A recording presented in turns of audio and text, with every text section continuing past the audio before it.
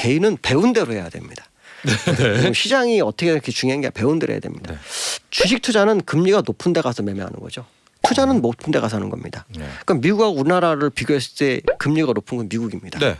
그렇죠? 네. 그래서 항상 옛날에도 일본에서 돈을 가져가서 우리나라에서 투자하고 우리나라에서 성공한 사람도 많았습니다. 네. 그렇죠? 그 저금리에서 가져와서. 네. 무슨 말이냐면 미국하고 우리나라 봤을 때 금리가 높던 우리나라보다 미국이 높습니다. 이제. 그러면 또 하나 중요한 건 뭐냐면 미국이 우리나라보다 만약에 선진국이 아니라면 상관없지만 우리보다 선진국이지 않습니까? 그럼 기축통화국이죠. 그렇죠. 네. 그럼 우리나라에서 투자하는 것보다 미국 투자로 갈 확률이 있다라는 건 사실로 생각을 해야 되겠죠. 네. 그러니까 금리 차가 만약에 벌어져서 미국이 높다면 배운 대로 한다면 우리나라 돈이 빠져나가는 게 정상인 거죠. 네. 다만 이제 뭐 요즘처럼 뭐 환율 방어를 하고 있는 뭐 이런 상황에서 돈이 더 못 빠져나갈 것처럼 보이는 것뿐이지만 네. 사실은 그렇지 않을 거란 생각을 해야 되겠죠. 103.5 FM 돈을 이해하는 시간 정철진의 목돈연구소.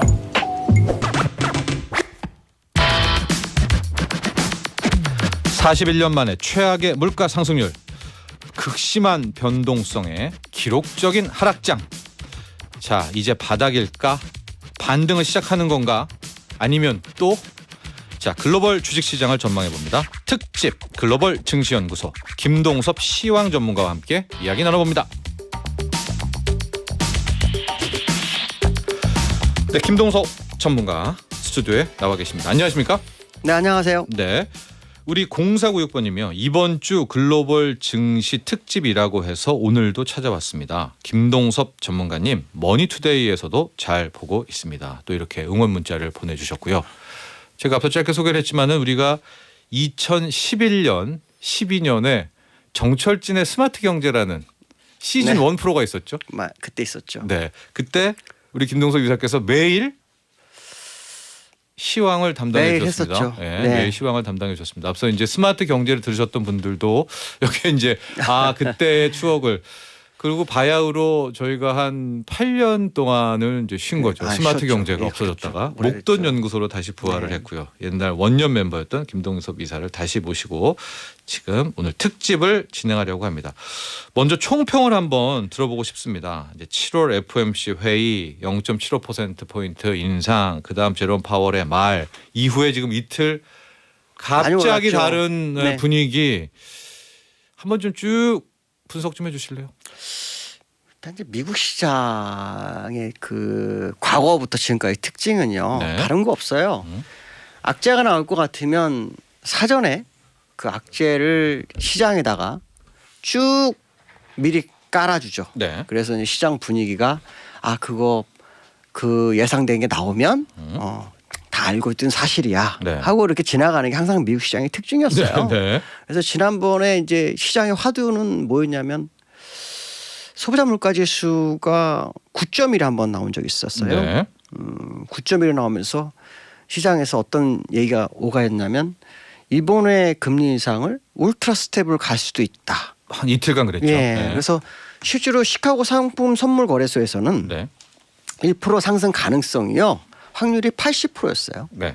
80%였다가 제임스 블라드라는 그 여는 총재가 네. 세인트 루이스 네. 발언을 합니다. 어떤 네. 발언을 하냐면 0.75% 정도가 적정한 것 같습니다. 이렇게 얘기를 해요. 네. 근데 사실은 이 제임스 블라드가 연준 의원들 중에서는 가장 빠르게 인플레이션을 언급을 했고요. 네. 그 인플레이션으로 해서 금리 인상을 그 2022년도에 3.5% 정도까지는 해야 한다라고 네. 언급했던 사람이었어요. 실은 우리 목돈 연구소에서 제임스 블라드 여는 총재를 잘 압니다. 네. 왜냐하면 제가 가장 신뢰한다 여러 차례 말했고 네네네. 천재잖아요. 이제 제임스 블라드가. 예. 미국에서는 이제 사실 연은에서 가장 그 신뢰할 수 있는 사람이 제임스 블라드 맞고요. 네.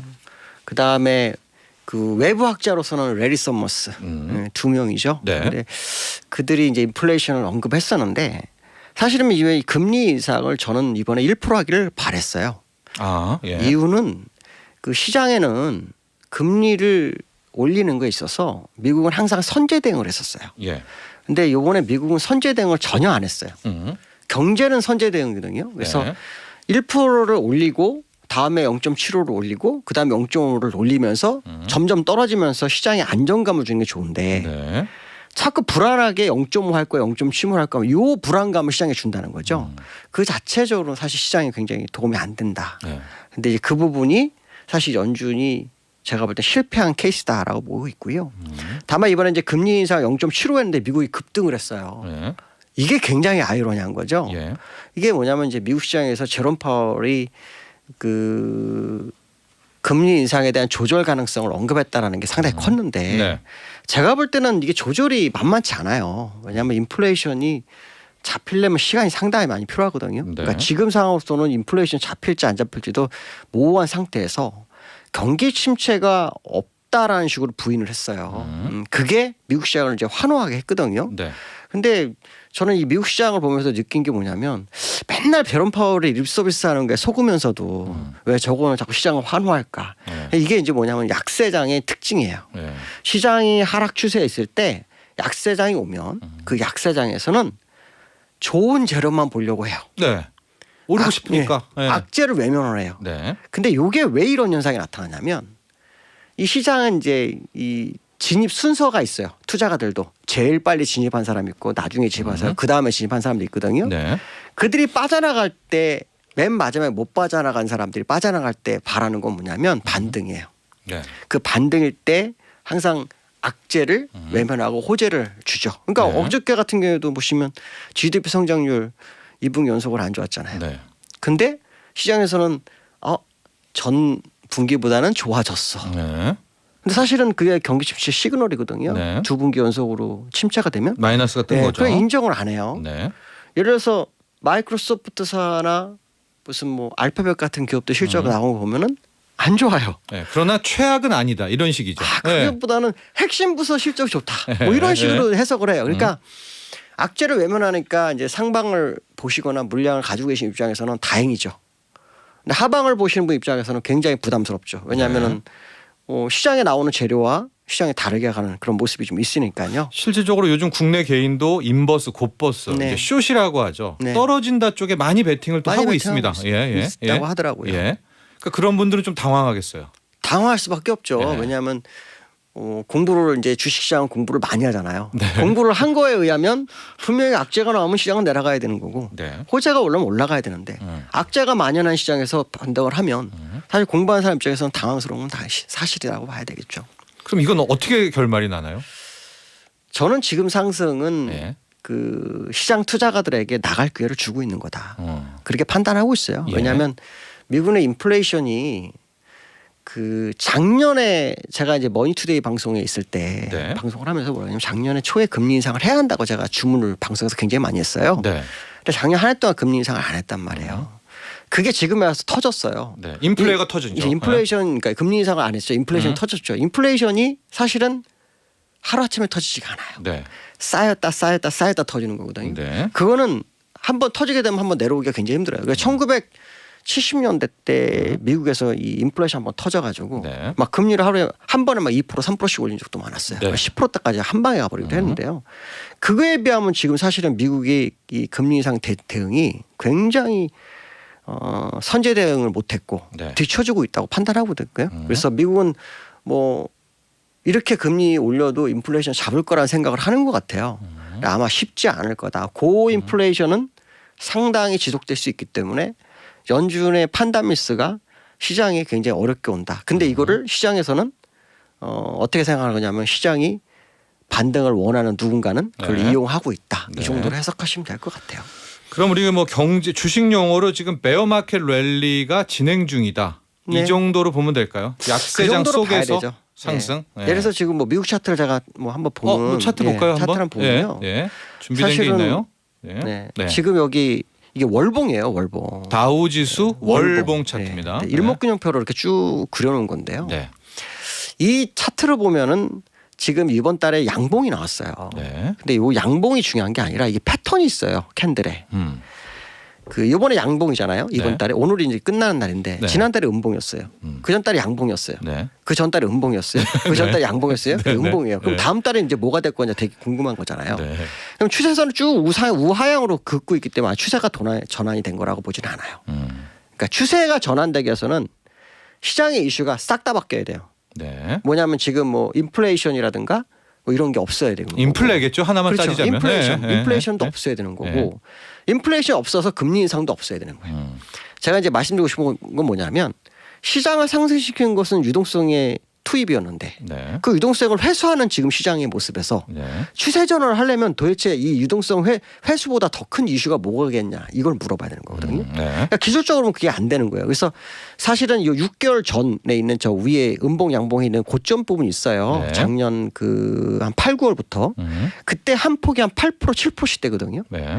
그때 모습으로 봤을 때 그게 분산으로 봐요. 그러니까 뭐냐면 과거 2008년도에 그 10월 24일 날 6,500부터 네. 주가가 미국이 36,000까지 왔어요. 네. 한 6배, 7배 올랐어요. 37,000 뭐이라고 하겠습니다. 네, 그러니까 네. 그거로 온 상태에서 약 60%를 6개월을 분산을 한 거거든요. 네. 그러면 지금은 이게 반등이 아니라 물량을 털기를 주는 거로 보는 게 맞지. 반등으로 보면 안 된다 이렇게 보는 거고요. 예. 기술적으로 봐도 이평선이로 보는 게 아무것도 없어요. 지지선이. 그러니까 이거는 이제 시장에서 너무 이제 요 근래 많이 흘러내린 거에 대한 부분을 어느 정도 뭐 이렇게 되돌림을 줬다. 이게 좀 맞다고 판단하고 있어요. 그래서 미국의 이제 그 악재를 반영하지 않는 네. 이 시장의 한계는 거의 다 와가고 있지 않을까 그 생각 한번 하고 있습니다. 그러니까 다우로 봤을 때 37,000 찍고 이 32,000원을 내려오는 모습이 소위 말한 상승하락 그렇죠. 이런 식으로 내려오는 것은 이렇게 오르락 내리락 분산을 통해서 네. 주포 뭐 그렇죠 메이저라고도 메이저들이 불리는 있죠. 이제 네. 그들이 빠져나가기 위함이었다. 그렇게 보는 게 정석으로 해석을 하고 있습니다. 그럼 요 정도 선에서는 다 나간 거였을까요? 확률적으로 본다 그러면 예. 지금 이 정도 되면은 예. 보통 이제 1년 정도를 고점에서 움직이거든요. 네. 1년, 길게는 1년 6개월. 네. 그럼 고점에서 좀 딱 계산해 보면 지금 한 1년 6개월 됐어요. 네. 그러니까 이제는 남을 사람은 남고 나갈 사람은 나가는 그 네. 과정이 된 거다 이런 해석을 하시는 게 맞을 것 같아요. 네. 보통 베어마켓 랠리도 또 많이 줄 때는 15%뭐 이렇게도 주는데 미국은 지금 네. 10% 줬어요. 네. 10% 줬어요. 예. 우리는 아직 지금 10%를 안 주고 있는 건데 좀 이렇게 우리 동조화한다면 우리 좀 맥시멈까지는 좀 보고 싶은 분들도 많이 있을 것 같은데요. 상방을 보는 우리나라도 쪽들은. 예. 지금 2,450이잖아요. 네. 그럼 그럼 지난번에 2,250에서부터 올라왔잖아요. 70. 예. 뭐 거의 뭐 76 다음에 50대 예. 한번 갔다가 예. 왔어요. 그러니까 그거로 따진다 그러면은 뭐 7, 8%, 8% 정도 그러니까. 이상을 줬으니까 예. 충분히 줬다고 봐야죠. 한 2, 3%면 10% 채우면은 약간 우리 김동섭 이사께서는 좀 이제 리스크 쪽을 좀 신경 쓰자. 사실은 이제 기술적으로 보면 이제 주식이라는 것은 뭐 심리, 재료, 네. 뭐 그냥 기술적 분석 다 보거든요. 네. 그래서 이제 기술적 분석상으로는 그 대등 수치는 수요일이었고요. 네. 목표로 봤을 때는 목요일 날 어저께 이번 주 수요일이었고. 이번 주 네. 목요일 날 뭔가가 나왔고요. 예. 시간론의 그 중요한 42 숫자는 오늘이에요. 예. 그러니까 요 수목금에 걸려 있거든요. 그래서 이후에 어떤 방향에서 나오는지는 한번 지켜봐야겠죠. 알겠습니다. 자, 그리고 또 하나가 이거 갑론을박이 좀 있는 것 같아요. 실은 이 얘기를 하는 것이 코스피 우리 국내 증시에서는 또 중요한 포인트이기 때문이기도 한데 어제로서 미국의 기준금리가 이제 2.5%가 됐고 네. 우리가 2.25 한미 금리 역전이 나왔죠. 역전됐어요. 과거의 세 차례 때에는 주식 채권 합쳐서 오히려 외국인 자금이 들어왔다, 유입됐다라고 해서 이제 추경호 부총리를 비롯해서 당국에서는 뭐 아직은 괜찮을 것 같다는 이야기는 하고 있고요. 반대편에서는 세 번이 그랬다고 해서 이번도 그럴 보장은 없다. 외국인들 자금 유출에 주의해야 된다. 팽팽합니다. 여기에 대해서 또 어떤 견해를? 저는 이제 저도 사실은 어떤 개인이잖아요. 개인이기 때문에 네. 개인은 배운 대로 해야 됩니다. 시장이 어떻게 이렇게 중요한 게 배운 대로 해야 됩니다. 네. 주식 투자는 금리가 높은 데 가서 매매하는 거죠. 투자는 높은 데 가서 하는 겁니다. 네. 그러니까 미국하고 우리나라를 비교했을 때 금리가 높은 건 미국입니다. 네. 그렇죠? 네. 그래서 항상 옛날에도 일본에서 돈을 가져가서 우리나라에서 투자하고 우리나라에서 성공한 사람도 많았습니다. 네. 그렇죠? 그 저금리에서 가져와서. 네. 무슨 말이냐면 미국하고 우리나라 봤을 때 금리가 높던 우리나라보다 미국이 높습니다. 이제. 그러면 또 하나 중요한 건 뭐냐면 미국이 우리나라보다 만약에 선진국이 아니라면 상관없지만 우리보다 선진국이지 않습니까? 그럼 기축통화국이죠. 그렇죠. 네. 그럼 우리나라에서 투자하는 것보다 미국 투자로 갈 확률이 있다라는 건 사실로 생각을 해야 되겠죠. 네. 그러니까 금리 차가 만약에 벌어져서 미국이 높다면 배운 대로 한다면 우리나라 돈이 빠져나가는 게 정상인 거죠. 네. 다만 이제 뭐 요즘처럼 뭐 환율 방어를 하고 있는 뭐 이런 상황에서 돈이 더 못 빠져나갈 것처럼 보이는 것 뿐이지만 네. 사실은 그렇지 않을 거란 생각을 해야 되겠죠. 그래서 저는 결국에서는 환율에 조금 문제가 좀 생길 수 있다는 생각을 좀 하고 있고요. 다만 이제 우리나라가 예전처럼 뭐 IMF나 이럴 때처럼 외환 보유가 전혀 없는 게 아니기 때문에 우리가 한 4,300억 불 정도 있어요. 네. 거기다 국채도 좀 있고 해서 우리가 운영할 수 있는 돈은 좀 있거든요. 네. 그러나 분명해서 뭐냐면 환율이 계속해서 이렇게 돈이 나가게 되면 올라갈 수밖에 없는 구조로 가는 그쵸. 것은 네. 사실일 거라는 생각을 해야 되겠죠. 그래서 금리 역정이 되면 우리나라 자본이 빠져나갈 확률을 더 높게 보자. 높게 보는 게 우리가 배운 대로 해야 한다. 그래서 저는 제시하고 싶은 것은 뭐냐면 옛날의 과거 데이터는 보지 마시라. 왜냐하면 그때는 풀린 돈도 달랐고 네. 지금 풀린 돈이 엄청나게 많은 상황이거든요. 그런 상황 속에서 본다 그러면 미국이 금리 올리면 미국 중앙은행 돈이 들어갈 수밖에 없기 때문에 저금리를 가져온 돈을 시장에 대출 줬던 돈을 다 회수할 수밖에 없잖아요. 네. 그러니까 그건 그렇게 따진다 면 당연히 우리나라 돈이 일부는 빠져나갈 수밖에 없는 것은 맞을 거라는 생각을 하는 게 맞을 것 같습니다. 지금 환율 얘기를 나오셔가지고 환율을 좀 먼저 보고 가는 네. 게 맞을 것 같아요. 지금 네. 원달러 환율 이제 1,300원은 슬라이틀리하게 네. 살짝 1,298원까지 내려왔고요. 요즘에 이 외환 때문에 진짜 여러 또 안타깝게 되고요. 네. 진짜 진짜 예상치 못했던 달러 강이 좀 나오지 않았었습니까? 그런 상황에서 현재 1,400원을 보는 분들도 이제 많이 등장을 했고요. 우리 김동수 기자께서는 향후 원달러 환율 전망 이거 뭐 기술적이라든가 이런 게 좀 있을까요? 저는 사실 그 3년 전에 그 머니투데이 방송에서부터 지금까지 제가 방송하고 있는데요. 네. 환율 제시한 가격이 1,360원이었어요. 1,360원. 그때. 네. 그때 제시했는데 지금 1,326원까지 갔다 왔거든요. 네. 그러니까 시장에서 이제 요 근래 그 정부 방어가 굉장히 컸어요. 6월 달에만 정부에서 94억 불 정도 썼다고 그러더라고요. 네. 제가 뉴스를 보니까. 네. 일단 방어를 했는데 기술적으로는 뭐 차트를 보면서 한번 얘기해 드릴게요. 차트 원달러 보면 환율입니다. 기술적으로 보면 지금 이평선으로 캔들끼 연결하면 얼마 전 1,326이 꼭지점으로 보여요. 이거는 뭐 이렇게 깔끔한 보면 꼭지점이네요. 깔끔한 꼭지점이에요. 네, 깔끔한데요. 근데 이제 이걸 봐야 되는 게 아니에요. 사실은 네. 사실은 이제 일목균형표 상으로는 네. 아직 파동이 다 끝났다고 보기가 어려운 차트예요, 이게. 왜일까요? 좀 뭐 왜냐하면 어디서 힌트를 일목균형표 볼까요? 상으로는 이 양운을 뚫고 내려왔는데 양운이 굉장히 좁아요. 예. 좁은 상태이기 때문에 이게 이제 사실 오른쪽으로 더 기울어야 되거든요. 네네네. 이런 상황이고 네. 이게 지금 뭐 시간론 여러 가지 계산하면 아직도 시간이 남아 있는 상황이에요. 그래서 제가 볼 때는 일단 1,360원은 볼 거라고 판단하고 있고요. 네. 1,360원이 넘어간 다음부터는 사실 잘 모르겠어요. 왜냐하면 1,360원이 넘어가면 파동을 다시 그려야 돼요. 그러니까 이 기술적 분석이 새롭게 영역을 만들어가는 자리가 돼버려요. 새 출발한다는 뜻인가요? 그렇죠. 새 출발 자리가 나와버리기 때문에 네. 저는 이제 사실은 요 정도나 1,360원 정도 갔다가 무너진 게 제일 좋지만 네. 지금 현재 미국이 금리 인상을 하고 있고 우리나라도 금리 인상 그 진행 시점에 있기 때문에 이 상황에서는 환율이 아직은 꺾이기는 좀 어려울 거다.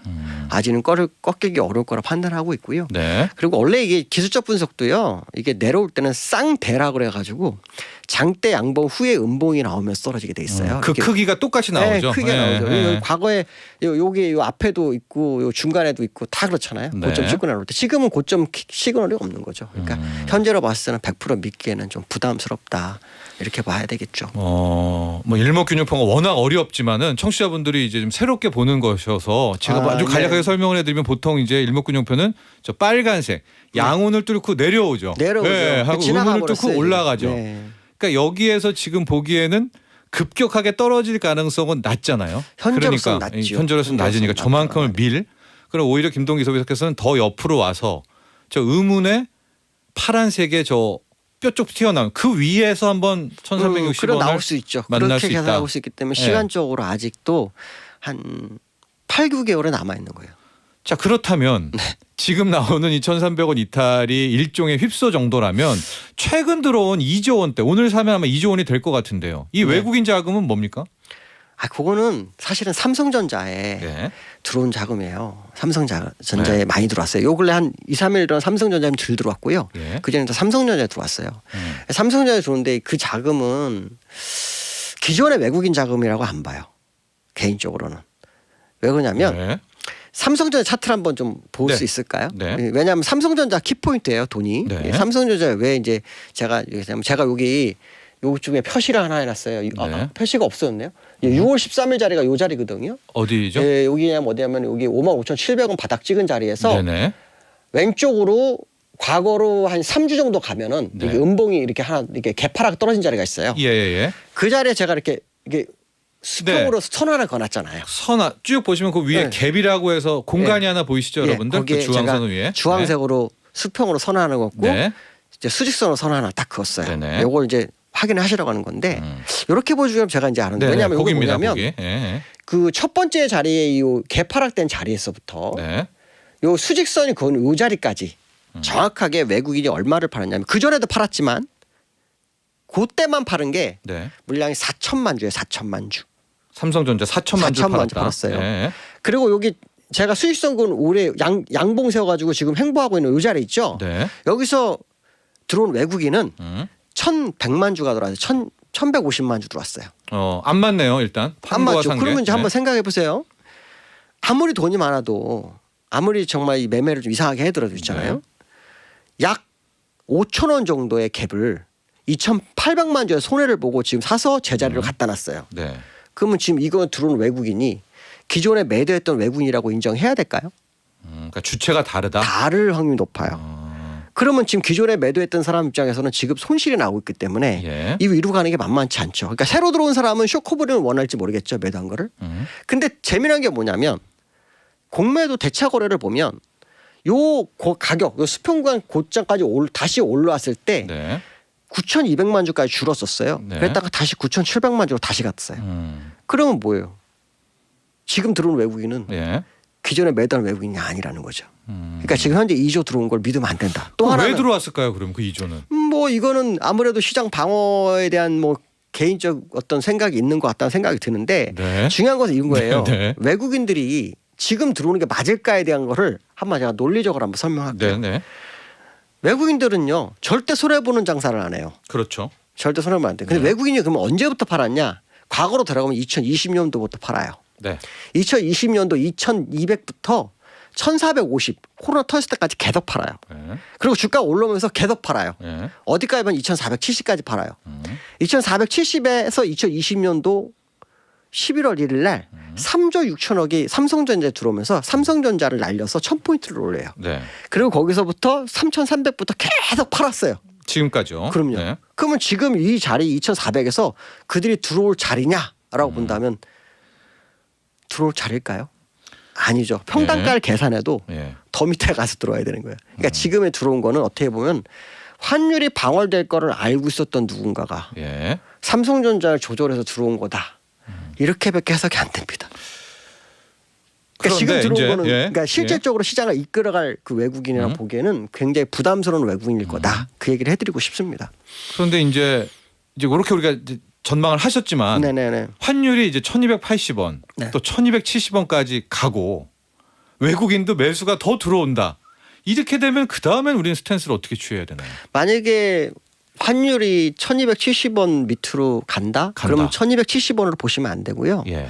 정상적으로 하면 1,210원입니다. 왜냐하면 1,210원일 때가 지난번 한 3개월 전에 지수가 2,591이었어요. 예. 그렇기 때문에 지금 2,450이잖아요, 지금요. 예. 그러니까 정확하게 보면 1,210원에서 20원을 이탈해야만이 그게 외국인들이 정말 들어오는 추세라고 보시는 게 맞습니다. 정확하게는. 그러니까 지금은 고점에 대한 1,326원에서 약간 밀린 1,300 깨지는 요 자리에 대한 만큼의 들어온 돈이 들어온 거에 불과한 거고요. 네. 실질적으로 외국인이 정말 귀환하려면 환율은 1,210에서 20원이 깨지는 게 진실된 외국인이 들어오는 자리가 될 거다. 이런 해석을 하시면 될 것 같습니다. 그러면 김동섭 이사께서 생각하는 환율과 주식의 그 평형점은 네. 그 코스피가 2,600이라고 할게요. 네. 2,600 원달러 환율 1,200원. 1,200 한 뭐 10원 10원, 정도. 1,210원, 네. 뭐 1,200원, 2,600. 네, 그러게 맞습니다. 요게 맞으면 네. 실은 이건 정상으로 돌아온 건가요? 그게 정상이죠. 사실 네. 그것도 사실 정상이 아니에요. 네. 근데 이제 뭐냐면 환율은 항상 과거를 보면 과거 데이터가 바로 맞지 않고요. 5, 6개월까지만 맞아요. 네. 그러니까 무슨 말이냐면 과거 5, 6개월에 있었던 환율의 주가 위치와 현재 주가는 맞는데 지금 현재 주가가 그때하고 너무 안 맞거든요. 예. 근데 그 이전에는요. 사실은 그 2020년도 전에 1,400 갈 때는 환율이요. 1,296원이었어요. 예. 그러니까 지금 그때 그 당시에는 1,296원일 때 지수가 코로나 터졌을 때. 1,400이었는데 네. 지금은 1,296원, 1,300원인데 지금 2,400에 1,000포인트 높잖아요. 네. 그러니까 너무 먼 거리는 안 봐요. 근데 5개월 정도 상간에서는 그게 거의 맞아야 되는 거예요. 키높이라는 게. 키높이라는 게. 근데 네. 지금 키높이가 안 맞는 거라는 거죠. 네. 그렇기 때문에 완벽하게 인정을 하려면 이 외국인이 네, 진짜 그렇죠. 외국인이라려면 환율이 일단 1,200원대인데 주가도 거기에 상응하는 그렇죠. 예, 2,600. 이 2,600, 정도가 2,590, 돼야 600이 정상이라는 되면 거죠. 아 이제는 뭔가 다르다. 예, 그렇게 예. 봐야 되는 거죠. 그 전까지는 리스크 관리다. 네. 예, 예. 시장에서 이 질문을 하고 마지막에 이제 코스피 전망을 할 텐데요. 미국에서도 지금 이 얘기가 나오고 있는 것 같아요. 이제 올해는 쭉 올립니다. 올려요. 뭐 3%, 3.5, 뭐 3.75 나옵니다. 그러나 내년에는 금리 인하다. 이건 어떻게 보세요? 사실은 그게 참 어려운 거예요. 왜냐하면 금리 인상을 하는 것은 결국 인플레이션을 잡기 위해서 금리 인상하는 거잖아요. 네. 그럼 내년에 금리 인하한다는 것은 인플레이션이 잡혀서 경기 침체 때문에 금리 인하를 해야 되는 거예요. 근데 사실은 지금 미국은 금리 인상을 할 수밖에 없는 구조에 있잖아요. 네. 근데 지금 미국은 침체이기도 해요. 근데 침체를 아니라고 하거든요. 네. 그러니까 침체라고 하면 어떻게 됩니까? 금리 인상을 못 해요. 명분이 없어지거든요. 네. 그러니까 결론적으로 말하면 미국이 내년 3월 정도 전에 네. 늦어도 1분기에. 6월 전에 네. 인플레이션 2% 밑으로 내려오겠냐는 거죠. 그러긴 힘들다면. 거의 힘들다면 네. 지금 금리 이 인하에 대한 제기한 것은 사실은 보면은 그 시장의 분위기 반전을 위한 그냥 뉴스에 불과한 거라고 해석하는 게 맞을 거예요. 네. 그리고 사실은 제가 볼 때는 미국이 금리 인하를 하기 위해서는 지금 금리 인상을 아주 가파르게 빨리 가서 인플레이션을 빨리 눌러주는 방법 외에는 없다. 네. 잘못하면은 미국이 그 사면초가에 놓일 수도 있어요.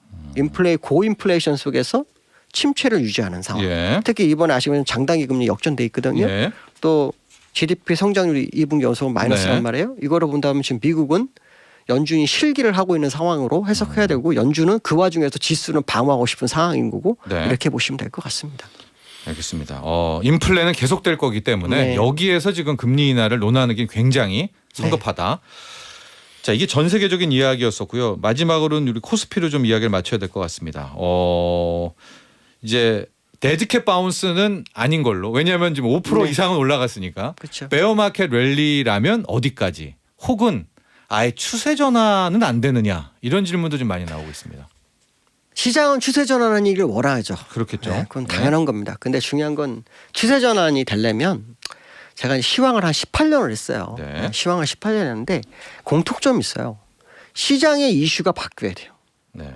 이슈가 안 바뀐 데서는 추세 전환이라는 게 없어요. 그러니까 지금은 인플레이션의 금리 인상의 유동성 회수 시기지 유동성을 투입하는 시기는 아니라는 거죠. 예. 그러니까 결론적으로 말하면 추세 전환은 아니다. 이제 결론은 그게 나고요. 그럼 베어마켓 랠리다. 베어마켓 랠리 정도로 봐야 되는 거고. 네. 그럼 어디까지?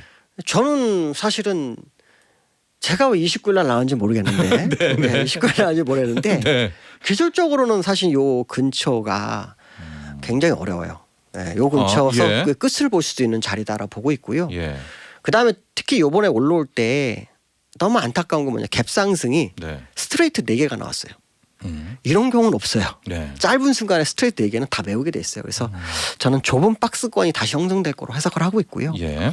이거는 좁은 박스권. 사실은 이제 반대기 들어올 때 기술적으로 항상 세 번째 하단을 찍어주는 기술적인 게 나와야 되는데 네. 이번에 그게 없었어요. 이 얘기는 무슨 말이냐면 누군가 먼저 선제 대응을 한 것도 있지만 예. 누군가는 이격 벌리고를 하고 있는 상황이다라고 생각이 들고 있습니다. 그런 부분이기 때문에 예. 반등으로 보셔야 되고요. 또 하나는 뭐냐면 네. 우리나라 시장은 웹도덕 장세예요. 네. 네. 옵션 알겠습니다. 포지션이 조금 어렵네요. 네. 네, 그렇게 말씀드리고 싶습니다. 네. 자, 양윤정님 수익률이 앞자리가 마이너스 30%대에서 마이너스 20%로 요런 바뀌었는데 원금이라도 건졌으면 좋겠습니다 해주셨습니다. 자, 연말 특집 저희 특집 글로벌 증시연구소 김동섭 전문가와 함께했습니다. 감사합니다. 네, 감사합니다. 본 방송은 투자 판단을 위한 조언일 뿐 투자 결정과 결과에 대한 책임은 투자자 개인에게 있음을 알려드립니다. 정철진의 목돈 연구소